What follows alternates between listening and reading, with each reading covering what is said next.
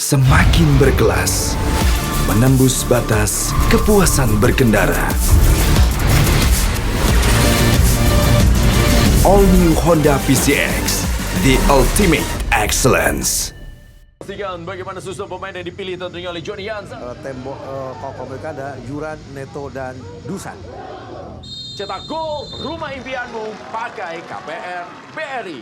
Jaga gawang Mike Hopmeyer. Jaga gawang dari Landa yang pasti jadi andalan. Dan Anda lihat ada sebuah insiden.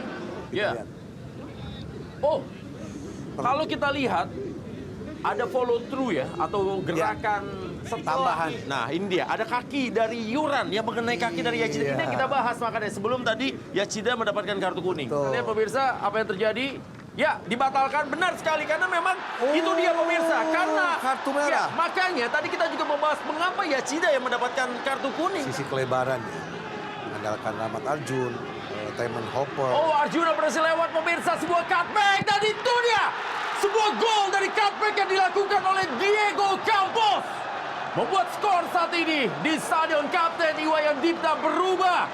Mencoba untuk melewati beberapa pemain dan eksplosivitasnya diakhiri dengan sebuah cutback yang sangat baik.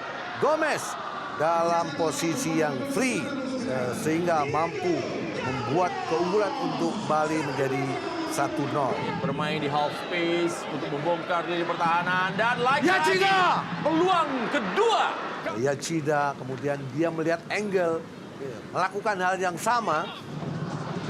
Oh, ini bahaya pemirsa. 3 lawan 1. Peluang yang dimiliki tentunya oleh PSM Makassar. Luka Čumić. Duel dia dengan Ricky Fajrin.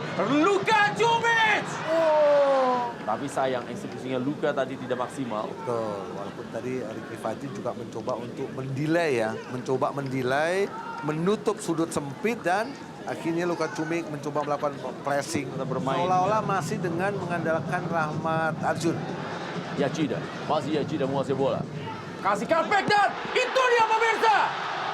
Datang di saat yang tepat dan lagi-lagi seperti deja vu dengan apa yang terjadi di babak yang pertama. Cutback dilakukan oleh para pemain dari Bali United dan pemain yang berdarah Sulawesi Selatan, Irfan Jaya mencetak gol tanpa selebrasi. Kita kembali lagi setelah pesan-pesan yang berikut ini.